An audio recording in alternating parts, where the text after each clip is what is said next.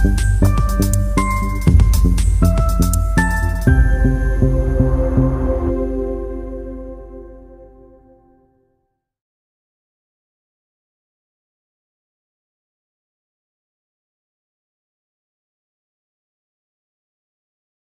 Isa Al-Masih yang dipahami oleh Kristen-Kristen di Syria sana, itu sudah pasti Yesus. Karena apa? Kemampuan ponem mereka untuk melafalkan bahasa itu berbeda. Gitu. Kalau orang Yunani sendiri mengatakannya Iosos, karena nggak ada kata ye di dalam bahasa Yunani. Gitu. Nah, orang Arab, saya bingung. Orang Kristen di Arab memanggil Yesus itu Yasu. Kenapa? Di Quran malah Isa. Apakah Quran menarasikan Isa itu mencontek dari Kristen-Kristen di Syria? Teman-temanku, Shalom, berjumpa lagi dalam YouTube channel Tanya Aja Pasti Ku Jawab. Berikut ini kita akan menyaksikan sebuah video diskusi agama antara apologet Kristen Agatha of Palermo bersama dengan Muslim. Nah, seperti apa diskusinya? Saksikan video ini dari awal hingga akhir dan semoga mendapatkan pencerahan ya. Halo teacher, Islam Kristen. Kristen. Ada yang mau ditanya bang? Silakan. Ada kak. Silakan. Yang saya mau tanyakan simpel aja sih kak. Pertanyaannya ya mengenai tentang memberikan kepada gereja. Yang pertama itu berupa dengan persembahan. Apa perbedaan dengan persembahan dan persepuluhan gitu kak? Makasih kak. Persembahan itu apa? Persembahan itu apa yang kamu berikan kepada gereja. Persepuluhan itu kan kalau menurut gereja itu diberikan kepada Imam Lewi. Dan sekarang ini keimamatan kita bukan keimamatan Lewi atau Imam Harun. Keimamatan kita adalah Imam Melkisedek, yaitu Yesus Kristus yang membawa roti dan anggur. Jadi kalau persepuluhan yaitu bukan seperti yang dinarasikan di dalam Alkitab, tetapi yang ada itu persembahan yang kita berikan kepada gereja dengan keikhlasan hati kita. Gitu bang, persepuluhan itu udah nggak ada lagi. Jadi contohnya nih ingin memberikan sesuatu ya dari hati kita yang tulus lah memberikan, namun disalahgunakan gitu kak dalam itu bukan urusanmu lagi gitu.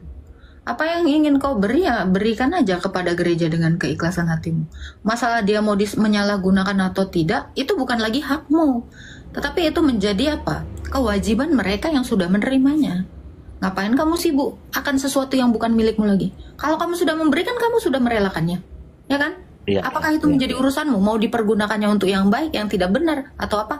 Itu tanggung jawab dia kepada Tuhan. Jadi kalau memberi ya itu lakukanlah bagianmu. Kalau kamu memperhitungkan apa yang sudah kamu lepaskan, berarti kamu bukan memberi itu. Minjemin, makanya kamu rusuh. Itu nggak benar, ini nggak benar, ini nggak benar. Nah itu, berarti kamu bukan memberi. Gitu bang. Ada lagi yang mau ditanyakan bang, teacher? Ada. Iya. Ada kak. Yang satu lagi tentang tembok ratapan itu kak. Itu gimana kira-kira itu kak? Contohnya kenapa kita juga nggak melaksanakan hal sedemikian gitu kan? Memangnya perintah Yesus? Emangnya Yesus ngetok-ngetokin kepala gitu ke tembok ratapan? Apakah ada ajaran Tuhan seperti itu? Tuhan itu mengajarkan kita beribadah bersama, berkumpul, memecah-mecahkan roti, yaitu Ekaristi. Ngapain kamu ngikutin orang antikris Yahudi rabbinik ngejedot-jedotin kepala? Mereka tuh ngejedotin kepala di tembok ratapan itu karena apa? Karena mereka lagi meratapi bait Allah itu sudah runtuh selama 2000 tahun. Yesus Kristus itu sudah menubuatkan itu. Akan kuruntuhkan bait Allah dan akan kubangun 3 hari. Artinya, itu hanyalah bayang-bayang dari bait Allah itu, sementara kenyataan dari bait Allah itu adalah tubuh Kristus. Itu. Jadi ada apa dengan tembok ratapan? Hanya orang-orang dungu yang mau ke situ. Hanya orang-orang yang hilang harapan yang ke situ. Kamu mau meratapi apa sementara Tuhanmu sudah bangkit hari Minggu? Apa yang mau kau ratapi? Harusnya kamu bersukacita dan berbahagia. Dan kamu mengerjakan keselamatan itu dengan rasa gentar dan takut akan Tuhan Yesus. Bukan malah meratapi. Memangnya apa yang dihancurkan darimu? Bukannya kamu itu sudah dibentuk menjadi ciptaan yang baru? Apakah kamu seorang yang berkabung sementara Yesusmu itu sudah bangkit? Itu orang-orang yang berkabung itu yang di tembok ratapan. Terus lu mau ke sana juga ngetok-ngetokin kepala lu. Siapa yang mati? Siapa yang berkabung? Iya Kak. Itu bukan tradisi dari Kristen, itu tradisi antikris. Tradisi orang-orang yang memang ditetapkan untuk mati karena mereka kehilangan pengharapan. Padahal Yesus pengharapan kita. Memangnya tembok? Itu Bang. Oke, kita ganti yang lain ya Bang ya. Tuhan berkati Bang Teja. Berkati. Makasih Kak ya. Ya, sehat selalu Bang. Halo Sadang. Ya, halo. Islam Kristen Bang? Islam. Ya, silakan Bang. Ada yang mau ditanya Bang? Ya, iya. Saya menyikapi yang pertanyaan yang lari tadi tuh. Saya mau nanyakan dari versi Kristen aja. Itu yang Isa Al-Masih menurut Kristen dan Yesus itu sama apa tidak? Jangan menurut Islam tapi menurut Kristen. Saya mendengarkan. Monggo silakan. Saya sudah jawab itu. Saya udah jawab itu tadi. Yo, enggak ada dijawab tadi. Dia kan lari tadi itu. Saya udah jawab. Kalau Isa versi Kristen itu kan untuk orang-orang Kristen Syria. Karena fonetik korespondensi mereka mengatakannya Isa Al-Masih gitu. Ya itu orang Kristen. Isa yang dimaksud mereka itu ya pasti Yesus Kristus. Oke. Berarti contoh ya Isa Bang ya. Al-Masih. Saya kasih contoh. Anda mau dengar jawaban? Saya kasih contoh. Orang Islam yang di Jepang sana pasti bilang Allahnya itu bukan Allah, Allah. Karena mereka nggak bisa fonetik korespondensi. Mereka tidak mengenal kata L.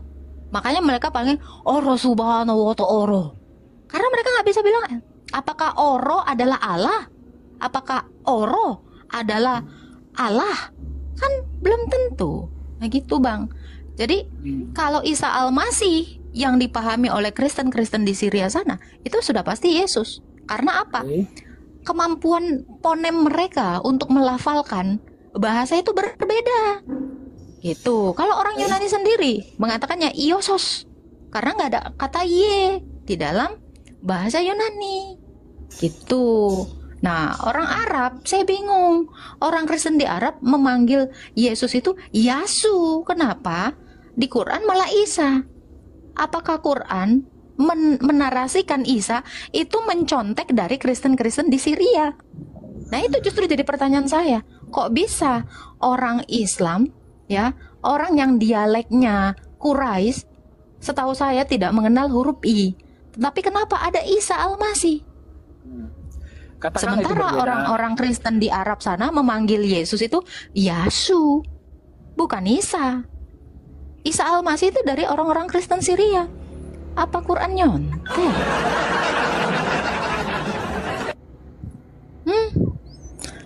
Gimana tuh? Iya, kalau orang coba ke Jepang sana, mereka nggak bisa bilang Allah. Allah itu nggak bisa. Ara. Apa itu Ara itu bukan sama dengan Allah? Pasti yang dimaksud adalah Allah yang sama. Tapi mereka nggak bisa bilang El. Ara. Gitu. Gimana Bang? Saya rasa udah paham sampai sini. Oh, nggak paham ya? Saya bilang saya nggak mau buang-buang waktu untuk anak PAUD.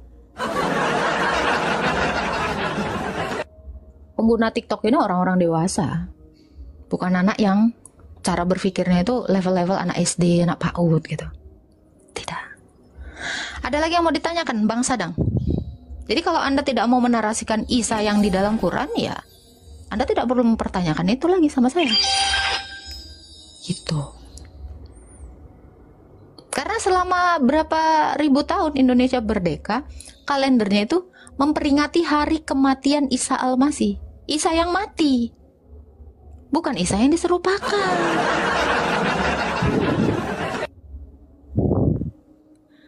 Ada lagi Bang Sadang, malah ngopi pula kok di sini. Selamat siang Kak.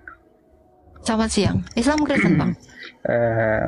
Ya Muslim orangnya, Islam Muslim. Agamanya. Oke. Kak. Ini Kak mau nanya Kak. gini ya. Tapi pertanyaan ini sebenarnya saya itu udah nanya ya ke seluruh, bukan semuanya sih, tapi ada Anda mau sebagian nanya juga. di sini, nanya aja langsung, bro. Iya. Cuman belum ada yang jawab sesuai dengan akal saya gitu. Nah, jadi gini Kak. Tunggu. Anda mau mau bertanya, nanya. tapi Iya, maunya mau nanya. jawabannya sesuai dengan keinginan Anda gitu. Bukan akal-akal, masuk akal gitu. Oke, Akal, oke. oke. Nggak apa-apa.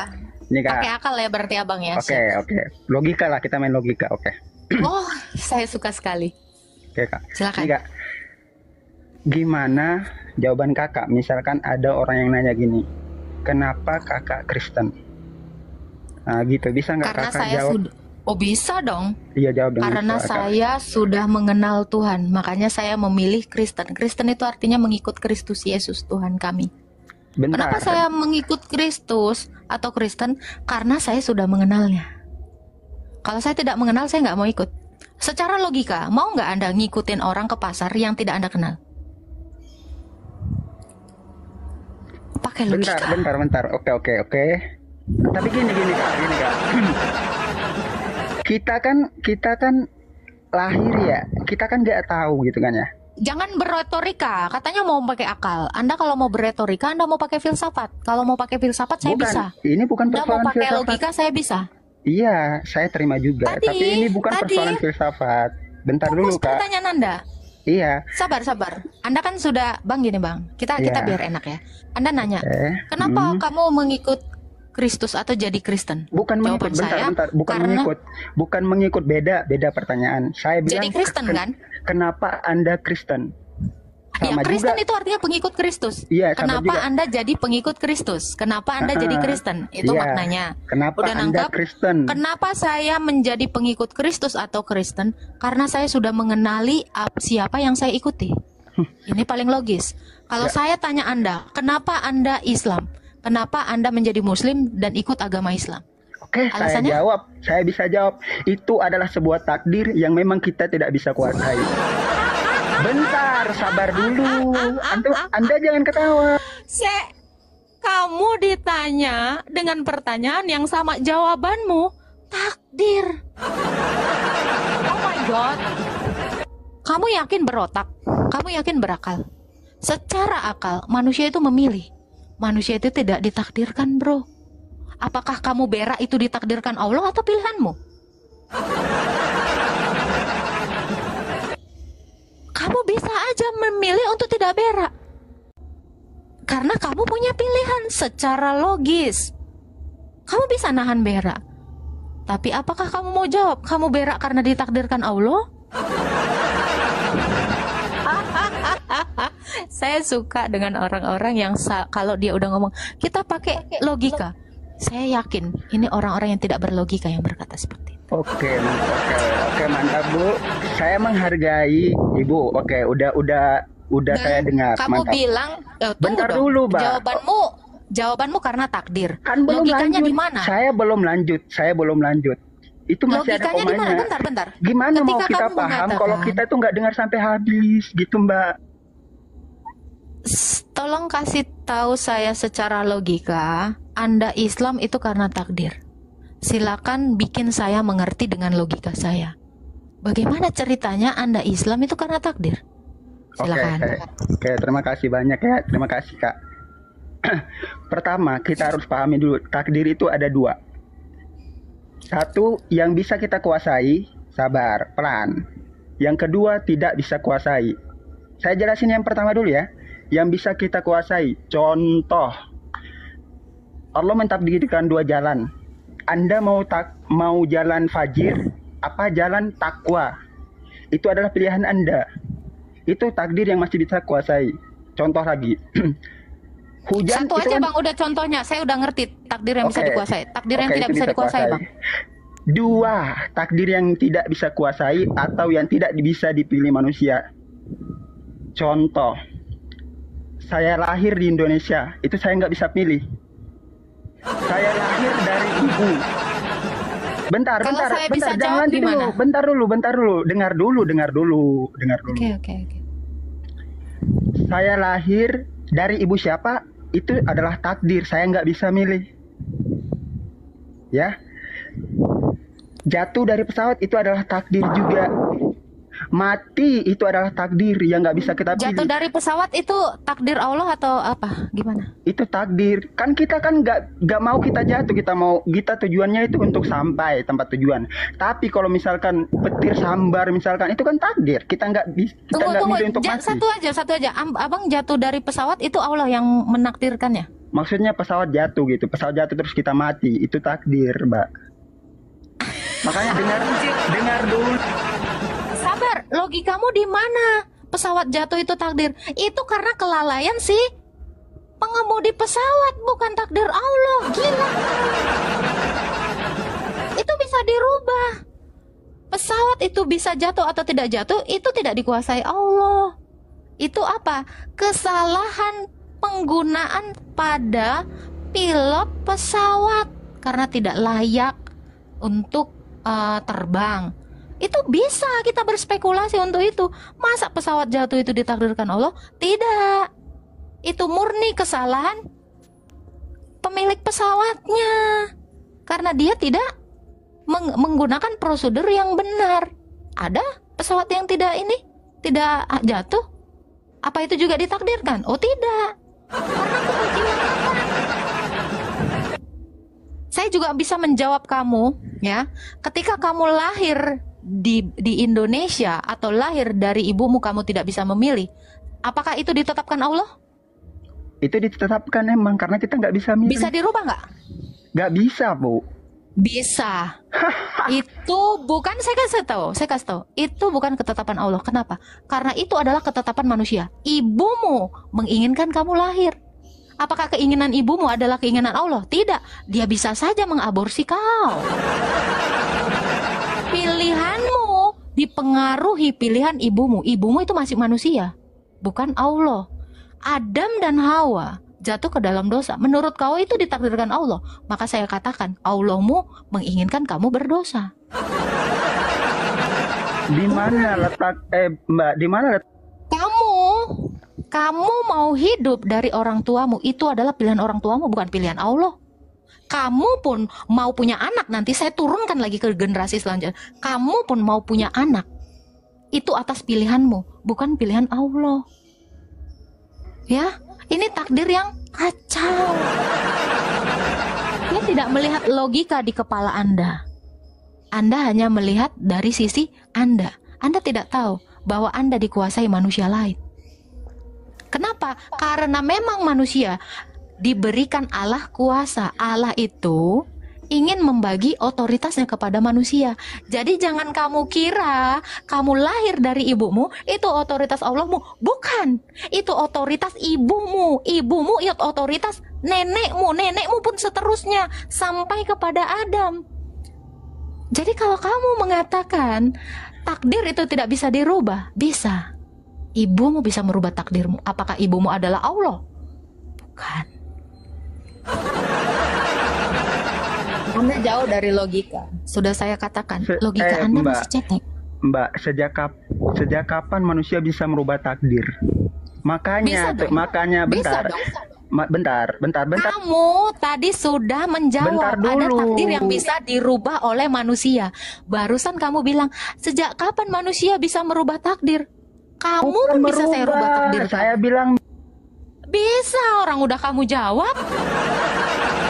Pilih beda sama rubah. Hey. Saya beda selalu sama mengingat setiap diksimu yang ada dari mulutmu itu saya ingat di sini. Karena isi kepala saya ini, memori saya nggak 128 giga, memori saya lebih dari itu. Iya, Setiap diksi kamu gitu, dari lebih awal sampai cemerlang akhir, gitu. ya, diksi kamu, mungkin kamu sudah lupa akan apa yang kamu katakan, tetapi saya mengingat itu. Ketika nggak kamu lupa. mengatakan takdir itu tidak ada manusia yang bisa merubah, kamu sudah menjawabnya. Ada dua jenis takdir. Bahkan takdir yang kau bilang tidak bisa dirubah pun sudah saya bisa rubah itu. Kenapa? Atas kehendak orang tuamu, kau bisa tidak lahir hingga detik ini. Bahkan kau tidak ada di muka bumi ini pun dikuasai oleh keinginan atau pilihan dari ibumu, bukan Allahmu. Ya, kamu lahir dari ibumu yang seperti itu karena kehendak dari orang tuamu. Apakah orang tuamu adalah Allah? Belajar lagi, Bang. Belajarnya sama Ustazah Agatha. Kau Mbak belum jawabnya sampai nggak ke masuk situ. akal memang. Pantesan aja Oke. nih nggak masuk akal Mbak. Baik, kalau kamu tidak masuk akal, ketika kamu mengatakan kamu masuk Islam karena takdir, coba bikin saya Bukan masuk masuk akal. Islam, bentar. Beda pertanyaan. Kamu menjadi Kenapa iya, gini? oke. Ketika lo kamu Jangan harus matiin masuk ke mic Islam dulu, dong. jangan matiin mic. Kenapa ini? Dengar. Kalau kamu bilang bukan masuk Islam, kalau kamu tidak masuk ke dalam Islam, bisakah kamu menjadi seorang Muslim? Bisa. Saya itu Nggak nggak memilih Islam. Jadi jangan bilang kau tidak masuk ke dalam Islam. Kamu kalau tidak masuk ke dalam Islam, kamu tidak bisa jadi Muslim. Dengar Kamu dulu tidak akan mendapatkan makanya. predikat Muslim. Gimana saya mau jawab kalau masukkan Mbak ke logika saya. potong-potong? Oke, tapi jangan beretorika dan pakai contoh yang terlalu panjang dan berlebihan. Masukkan ke dalam pikiran saya, kenapa Anda menjadi Muslim itu ditakdirkan Allah. Silakan. Oke, ini Ana jelasin ya. Kenapa di mute? Dibuka Ini mute-nya. dia nih, parah banget nih orang nih. Dari tadi orang mau ngomong dia mati-matiin terus nih. Saya nggak ada matiin di sini tangan saya. Iya ini Enak yang aja jadi ini nih nggak jelas banget nih orang. Kalau orang udahlah lagi beretorika kau bahas. cepet. Nih, ini Gimana Mbak ya. ceritanya? Ini Mbak ya. Beda pertanyaan kenapa Anda memilih Islam. Itu berarti dia dari Kristen masuk Islam. Tapi kalau kenapa Anda Islam, kenapa Anda Kristen, itu beda lagi pembahasannya Mbak. Saya nggak nanya itu. Saya Itu- tanya iya, kenapa kamu Muslim. Kenapa saya Muslim? Itu adalah takdir yang memang saya nggak milih. Saya nggak milih Islam. Tapi itu memang Allah sudah ngatur saya itu langsung Islam. Jadi Oke. tugas saya Oke, itu menemukan. sebentar. Ketika kamu masuk Islam, itu takdir yang bisa dirubah atau yang bisa dirubah? Udah bilang saya masuk Islam itu kan beda. Iya, kamu menjadi Masuk itu kan Muslim dari- itu takdir yang masuk bisa itu kan dari dirubah. Kristen Nggak ke usah Islam. beretorika, nggak usah beretorika. Kamu menjadi Muslim itu bisa takdir yang bisa dirubah atau yang tidak bisa dirubah? Itu dari lahir, berarti nggak bisa dirubah. Saya nggak nanya Bentar. itu. Ah, Bisa dirubah atau tidak bisa dirubah takdirnya? berarti itu masuk ke pilihan lagi. Mau keluar dari jalur Islam atau jalur Kristen? Karena kamu bilang takdir, kamu bilang takdir itu takdir yang bisa dirubah atau yang nggak bisa dirubah? Takdir Bisa itu yang dirubah memang saya atau- nggak milih. Saya nggak Dengar, nanya itu. saya nggak bilang merubah. Bentar. Ada pilihan. Takdir, kamu aja kayaknya nggak ngerti takdir. Ya, antum, Kamu bahkan nggak Anda, ngerti. anti yang nggak ngerti takdir. Makanya anti jawabnya Sekarang saya ngawur. tanya, Anda menjadi Muslim itu takdir yang bisa dirubah atau yang memang nggak bisa dirubah? Itu takdir yang nggak bisa dirubah.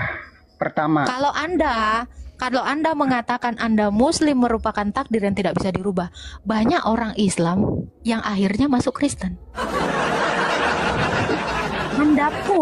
Anda pun ketika Anda sekarang ini sudah Muslim, Anda Itu bisa bak- merubah itu. Kenapa? Pindah agama ke Hindu, Anda bisa merubahnya. Bukan tidak bisa dirubah Anda menjadi seorang Muslim ya, dongo. Secara logika kok udah cacat banget ya.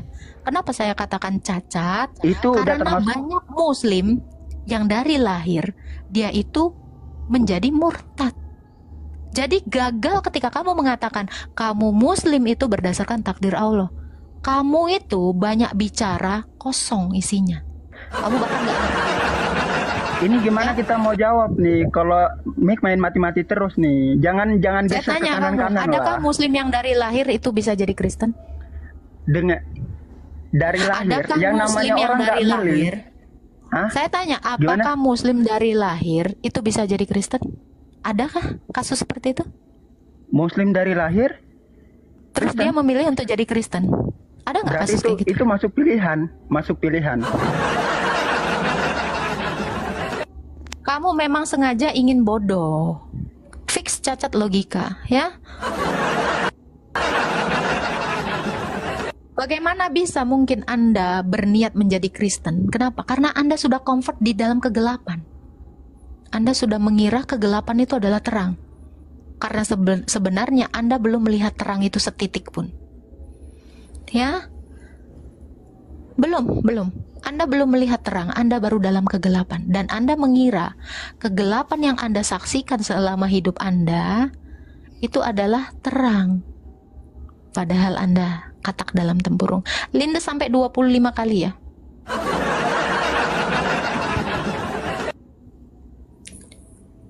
sangat lucu jika dia mengatakan Muslim itu ditakdirkan yang tidak bisa dirubah. Terus dia masuk kepada itu belum masuk ranah pilihan. Goblok. Kamu, saya ajarin kamu kalau masih di bawah. Kamu bukan seperti ini yang tidak bisa memilih. Ini tidak bisa memilih karena dia tidak punya akal. Tetapi manusia itu diciptakan berakal, bukan seperti ini. Dia tidak bisa memilih antara saya mau turunkan atau mau saya naikkan. Manusia itu semua memiliki pilihan, kecuali kamu benda mati. Batu itu tidak pernah mempunyai pilihan kapan dia mau dibangun atau tidak. Kapan batu itu mau dilempar ke comberan atau tidak, dia tidak punya pilihan. Tetapi manusia diciptakan untuk memilih, tidak untuk ditakdirkan. Saya rasa kalian yang tidak berlogika atau saya yang ketinggian logikanya. Dia menyamakan dirinya seperti benda mati, sehingga dia ditakdirkan, diombang-ambingkan kemanapun. Dia itu adalah batu. Kalian jangan coba pakai logika sama saya. Percuma, kalian itu ngaku berlogika. Kalau kalian pun masih mengatakan kalian Islam itu karena takdir yang tidak bisa dirubah. Islam Kristen Aditya? Islam. Ada yang mau ditanggapin atau mau bertanya lah seputar iman Kristen? Aku mau tanya nih. Menurut kalian ya, ada kejahatan ada tidak sebelum adanya Nabi Muhammad? Banyak. Saat Nabi Muhammadnya ada, kejahatan ada tidak? Tambah banyak. Setelah dia meninggal, kejahatan ada tidak? Lebih banyak lagi. Bahaya tidak? Bahaya tak? Gak bahaya tah.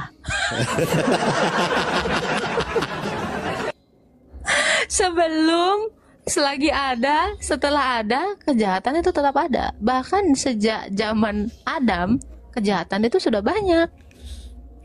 Betul. Nah, kalau begitu seharusnya ketika Tuhan itu turun menjelma menjadi manusia, itu kejahatan hilang dong.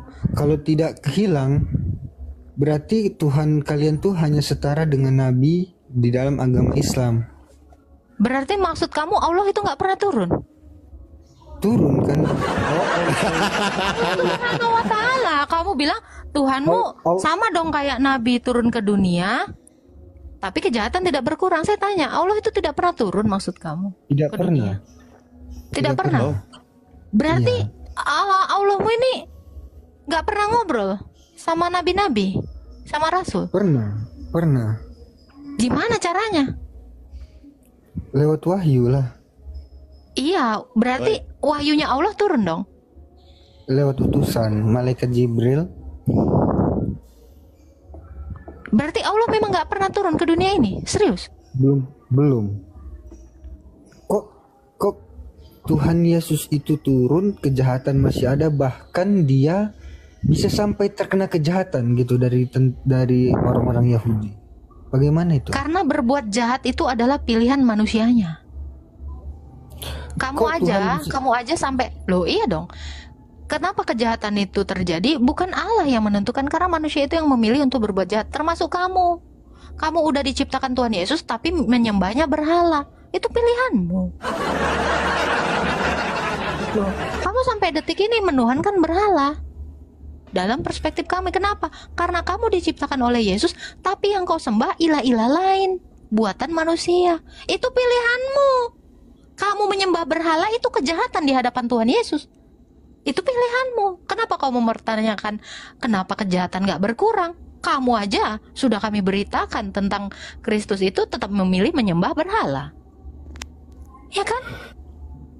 Kalau Tuhannya Islam turun nanti di hari kiamat, hancur semua kejahatan. Mustahil. Tapi bagaimana mungkin Tuhan bisa kena kejahatan gitu? Pilihan manusia itu kan udah saya jawab. Manusianya memang ingin berbuat jahat, sama seperti kamu hingga detik ini. Kamu masih berbuat jahat di mata Tuhan Yesus. Kenapa? Tuhan Yesus bilang aku Tuhanmu, tapi kau sembah Tuhan yang lain. Kamu ini berbuat kejahatan di mata Tuhan Yesus. Gak sadar kau? Ya ini, kenapa manusia ini tetap berbuat jahat ketika Tuhan Yesus itu datang? Sekarang aja kamu masih berbuat kejahatan tanpa kamu sadari. Gak paham? Berarti Kamu ini adalah penjahat, bro. Tuhan Yesus itu adalah Allah yang benar, tapi kamu menyembah ilah yang tidak benar. Kejahatan ini di mata Tuhan. Karena apa? Melanggar 10 perintah Tuhan. Jangan ada padaku ilah lain di hadapanku. Kamu malah menyembah ilah lain di hadapan Tuhan Yesus. Kaulah pembuat kejahatan itu tanpa kau sadari. Jadi semua manusia yang berbuat jahat di bumi ini atas pilihannya sendiri. Gitu, bro. Kau kira berkurang kejahatan orang ketika Tuhan Yesus itu datang? Berkurang. Hampir semua dulu itu orang menerima Yesus. Dari abad 1 sampai legalnya orang-orang Kristen disebut agama resmi di abad 3, kejahatan itu berkurang. Bahkan sampai sekarang kejahatan itu berkurang. Kenapa? Banyak yang menerima Tuhan Yesus. Orang-orang tidak lagi barbar. Orang-orang tidak lagi berperang sekarang ini. Kalau dulu orang-orang itu sering berperang. Tapi semakin banyaknya pemberitaan akan keselamatan, akan Injil keselamatan yaitu Yesus Kristus, orang-orang itu banyak yang berdamai. Masalahnya ada orang-orang yang tidak ingin berdamai. Ada orang-orang yang memang ingin berbuat kejahatan sepanjang hidupnya. Contohnya kamu. Gitu. Gimana Aditya? Kamu nggak sadar kamu itu juga berbuat jahat di hadapan Tuhan Yesus. Tuhan Yesus itu Tuhan, kau menyembah yang lain. Gimana? Masih nggak sadar? Yohanes 1 ayat 9 sampai 10. Terang yang sejati itu sedang datang ke dunia. Dia datang kepada milik kepunyaannya, ayat 10. Tetapi milik kepunyaannya tidak menerima dia. Tetapi untuk orang-orang yang menerimanya diberi kuasa untuk menjadi anak-anak Allah. Ini ayat 12-nya dari Yohanes 1. Kamu itu tidak mau menerima kebenaran bahwa Yesus adalah Tuhan. Ya kamu pembuat kejahatan itu. Gitu Aditya. Silakan Aditya. Oh, ya itu menurutmu aku berbuat kejahatan. Menurutku kamu bukan menurut saya. Bukan menurut saya. Menurut siapa? Yesus itu adalah Tuhan yang benar, tapi kamu menyembah Tuhan yang tidak benar. Itu kenyataan fakta. Bukan menurut saya, itu faktanya. Semua orang yang menyembah ilah lain selain Tuhan Yesus, Tuhan yang datang kepada Abraham, Ishak dan Yakub, Tuhan yang datang kepada Musa, selain Allah itu, yang lain adalah berhala. Pertanyaan lain boleh tidak? Tapi tanggapin dulu dong, aku masih belum ngerti. Allah kalau datang semua hancur itu gimana? Iya, kalau Allah datang nanti tidak ada lagi kebatilan, yang ada hanyalah kebaikan. Loh, kalau dia datang kamu hancur nggak? Hancur, semuanya hancur. Loh, berarti nggak ada dong apa-apa. Allah itu tinggal sendiri dong semata wayang. Apa gunanya dia turun ke dunia kalau untuk menghancurkan? Ya, sementara Tuhan kami datang, nih ya, bedain ya. Tuhan kami datang itu untuk menyelamatkan manusia. Tuhan mau datang untuk menghancurkan manusia. Mana Tuhan yang benar menurutmu? Allah. Yang datang untuk menyelamatkan atau yang datang untuk menghancurkan? Yang datang untuk menghancurkan. Karena dengan begitulah kejahatan akan habis. Yang tidak ada ujungnya akan habis. Kita akan bertemu lagi di kehidupan binasa kecuali wajah Allah. Tahu di mana ayatnya itu? Untuk apa kamu bertuhankan Tuhan yang untuk membinasakan semuanya? Ngapain dia nyiptain manusia kalau untuk dibinasakan? Kan ada kehidupan selanjutnya yang kita terus dia nyiptain lagi baru. Dia akan membangkitkan kita lagi. Dia akan membangkitkan kita lagi. Suka aku kalau kamu sudah mengatakan membangkitkan. Kamu percaya dia akan membangkitkan kamu? Percaya sekali. kalau nggak beda. Siapa bukti yang sudah dibangkitkannya? Masuk Islam aku. Kalau ada satu orang yang udah dibangkitkan, maka aku baru percaya dia itu adalah Tuhan yang membangkitkan. Tetapi kalau baru katanya, maaf, itu hanya janji kosong. Oh, Siapa yang udah dia bangkitkan? Minimal Muhammad lah dibangkitkan. Oh, yang dihidupkan lagi ya. Untuk sekarang kan disebut Iya. dihidupkan lagi. Mungkin gini bang, ada suara, ada dengar gak bang? Ada. Gini, Al-Qiyamah itu kan artinya hari kebangkitan kan. Allah itu turun di dalam surah Al-Baqarah 1-2, sebentar saya bukakan. Di dalam Al-Baqarah 210 dikatakan tidak ada mereka nantikan melainkan datangnya Allah dan malaikat dalam naungan awan yang diputuskan perkaranya itu hanya kepada Allah dikembalikan segala urusan. Gini bang, logikanya bang, Allahmu datang nih ke bumi nih ya. Kan kalian masih pada di bumi nih. Katanya kalau Allah datang dunia hancur, kalian pun hancur. Siapa yang mau dihakimi? Betul nggak? Mikir nggak? Yang dihakimi ya semua manusia lah. Oke, kita logika pelan-pelan. Dan jin. Gini. Katamu Allahmu kalau datang ke bumi dunia hancur, bahkan kamu pun hancur. Betul? Hancur. Oke, Allahmu datang nih, tiki ke bumi nih. Semua hancur, lu hancur, semua manusia hancur, bumi hancur. Siapa yang mau dihakimi udah hancur semua. Kan dihidupkan kembali kita. Repot-repotnya. Pasti Dia kasih hancur, terus dia kasih iya. Kerja 2 kali namanya itu Pak Aditya. Namanya kerja 2 kali. Dihancurkan baru dia bikin lagi. Gimana Dihancurkan nanti karena tidak ada lagi orang muslim di muka bumi ini. Tidak ada lagi orang dihancurkan. Ngapain kau muslim kalau dihancurin? Ujung-ujungnya tidak ada juga. Ngapain? Aku mau tanya deh coba sama Mbak Agatha. Seandainya kamu Tuhan, boleh nggak pengandaian? Boleh. Boleh ya. Seandainya kamu Tuhan, apakah kamu akan memilih jalan yang sama dengan Yesus tempuh, yaitu mati disalib, atau kamu punya ide yang lain? Iya dong, harus sama seperti Yesus. Kenapa? Karena cuman begitu cara Tuhan Yesus itu menunjukkan kasihnya. Tahu nggak? Di dalam penyaliban, dia di situ mengalahkan iblis, mengalahkan dosa dan mengalahkan kematian. Cara menyelamatkan manusia itu harus mengalahkan ini, dosa, iblis dan maut. Setelah ini dikalahkan, kamu baru bisa diselamatkan. Hanya itu cara-cara satu-satunya cara yang paling logis. Kenapa? Karena Allah itu kasih dan adil. Di dalam keadilannya, setiap yang berdosa harus mati. Betul tidak? Nah, di dalam kasihnya dia berkorban. Jadi penyaliban itu adalah bukti dari keadilan Allah dan kasihnya Allah. Kasihnya Allah itu dengan cara berkorban, keadilannya Allah, setiap dosa itu harus dihukum mati. Yesus itu membawa kutukan dosa itu ke atas kayu salib supaya di dalam kematiannya dia memusnahkan iblis yang berkuasa atas maut. Jadi adakah cara lain kalau saya menjadi Tuhan? Pasti akan saya tempuh cara yang seperti yang dilakukan Yesus. Berkorban untuk mati. Kenapa? Karena gini bang, kalau kalian yang mati, saya mengasihi kalian. Saya nggak mau kalian mati. Manusia, umat yang kuciptakan. Terus caranya gimana? Saya yang maha kuasa, saya yang Tuhan, saya aja yang mati. Mati. Karena saya berkuasa, saya bisa hidup lagi. Kalian diselamatkan, saya pun bisa menyelamatkan diri saya. Itu adalah cara yang paling cerdas, cara yang paling logis. Kamu punya kuasa untuk bisa menjadi manusia. Kamu punya kuasa untuk mati. Tentu itu adalah hal yang bisa kamu pergunakan untuk menyelamatkan orang, betul nggak?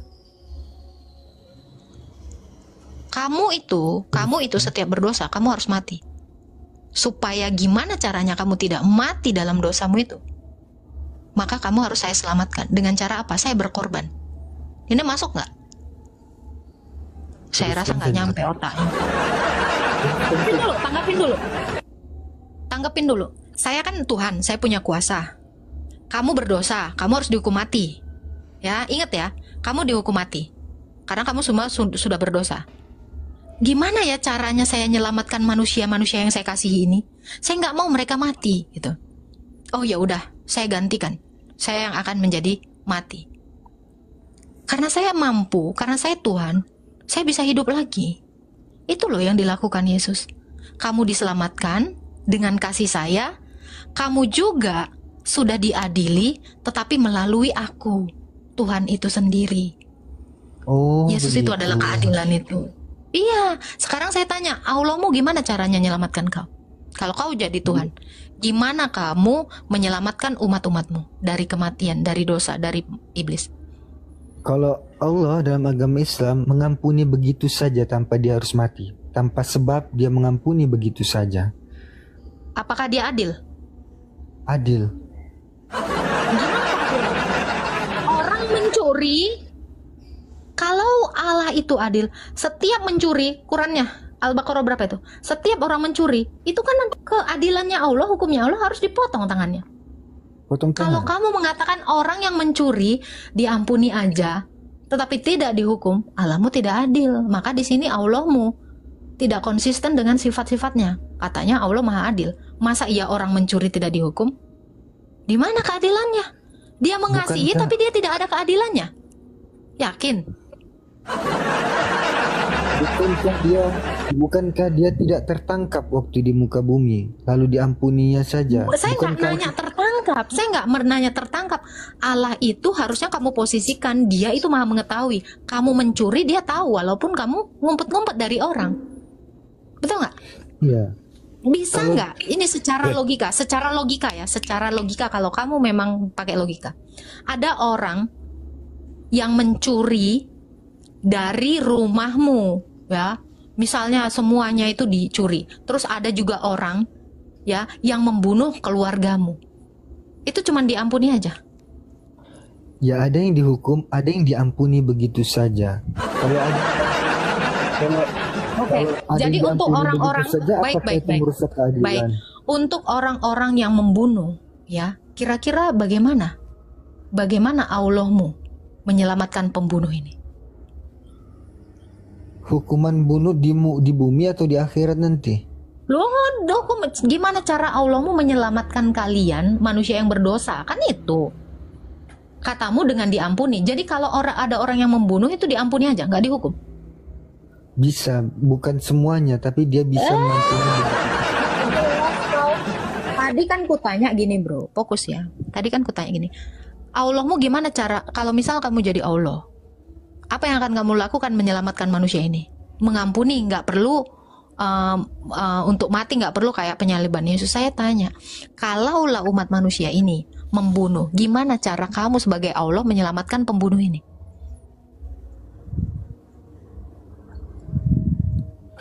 Kan kalau saya bilang tadi diampuni begitu saja, emangnya itu merusak keadilan? Ya iyalah, gila. Sekarang gini saya tanya, kamu punya ibu, terus ibumu dibunuh, terus sama pembunuhnya apa yang kamu lakukan? Ampuni aja. Marah. Iya. Bagaimana dengan kemarahan manusia lain? Gimana kamu sebagai Allah memandang orang yang satu dijolimi, terus kamu mengampuni orang yang menjoliminya? Kalau kita semua saya nggak ngelihat kamu bisa jadi Allah, jadi manusia aja. Kalau kita ditawarkan mendapatkan surga sama-sama, pastilah kita akan berdamai nantinya di sana. Saya tanya, manusia di dunia ini kan ini semuanya berdosa, melakukan kejahatan. Bagaimana tindakan kamu sebagai Allah melihat ada satu orang yang dibunuh, ada yang membunuh? Gimana kamu melihatnya? Sebagai kamu sebagai Allah, perspektif kamu sebagai Allah, gimana kamu mau menyelamatkan pembunuh dan yang sudah dibunuh ini? Seandainya aku jadi Tuhan, begitu? Lah iya, dari tadi Aku bisa menyiksanya atau aku bisa mengampuninya? Ya saya tanya, kamu apa yang kamu lakukan Tertawa. terhadap pembunuh ini? Tertawa. Oh iya benar juga, betul juga, Allahnya aja ketawa. Kamu aja bahkan nggak tahu bro. Kamu tadi bilang Allah itu dengan cara mengampuni. Saya bilang kalau Allah mau menyelamatkan manusia dengan cara mengampuni, di mana keadilannya? Kamu aja saya suruh jadi Tuhan, gak bisa berbuat adil, apalagi Allahmu. Terbaliklah logikamu. Wajar kalau aku tidak bisa berbuat adil karena aku bukan Tuhan. Kalau Allah pasti bisa. Sekarang saya tanya, kalau kamu sebagai manusia, ada orang yang membunuh ibumu, apa yang kamu lakukan? Saya tanya. Marah dulu. Udah setelah itu? Udah marah aja, udah gitu, cabut. Ya, kalau dapat pembunuhnya menuntut kita akan keadilan. Lama kali kamu. Pasti minta keadilan hukum dong. Goblok kali, udah turunlah kau. Sampai aku Bara mencari tahu. Ini lambat kau. Tujuan orang ke pengadilan sana. Ini tujuan orang kenapa ada pengadilan? Mencari keadilan. Di mana keadilanmu? Di mana keadilan Allahmu? Marah. Kalau ada yang bunuh ibumu, bagaimana kalau menurut kamu? Marah. Nah, itu jawabannya. Ya udah, saya bawa ke rumah sakit dulu, terus saya panggil dokter, ngurus BPJS, gitu aja sekalian. Emang gak. Ya Tuhan. Puji Tuhan, kita sudah bersama-sama mendengarkan bagaimana jawaban-jawaban Agatha dan juga penjelasan-penjelasannya terkait dengan pertanyaan Muslim. Dan dari diskusi ini kiranya teman-teman bisa banyak belajar dan menambah wawasan bahwa sesungguhnya penyebutan istilah nama Tuhan Yesus di berbagai negara tentulah berbeda-beda oleh karena penggunaan bahasa di setiap negara itu berbeda-beda, khususnya di dalam penggunaan istilah nama Tuhan Yesus. Ya, misalnya kita sebutnya di Indonesia Yesus Kristus, tetapi di dalam bahasa Inggris adalah Jesus Christ. Termasuk juga nama Tuhan Yesus dalam bahasa Arab. Dalam bahasa Arab bukan Isa, tetapi itu adalah Yasu. Cuman herannya orang-orang Islam berkata bahwa di dalam Al-Quran Yesus itu disebut Isa. Maka dengan ini kita dari segi penggunaan bahasa pun tidak setuju dan tidak cocok, ya, tidak make sense dengan terjemahan bahasa tersebut, ya, jika Tuhan Yesus itu disebut Isa. Jadi melalui akan video ini kiranya teman-teman menambah akan pengetahuan yang baru sehingga tidak mudah terkecoh dan tidak mudah diombang-ambingkan oleh orang lain, khususnya orang-orang atau saudara-saudara kita yang tidak seiman dengan kita. Tapi marilah kita terus belajar firman Tuhan dalam bahasa yang mudah kita mengerti, oleh karena firman Tuhan itu telah diterjemahkan ke dalam berbagai bahasa, khususnya bahasa Indonesia, bahkan bahasa daerah, agar teman-teman semua termasuk saya bisa mengenal Tuhan melalui firman-Nya. Tuhan Yesus memberkati.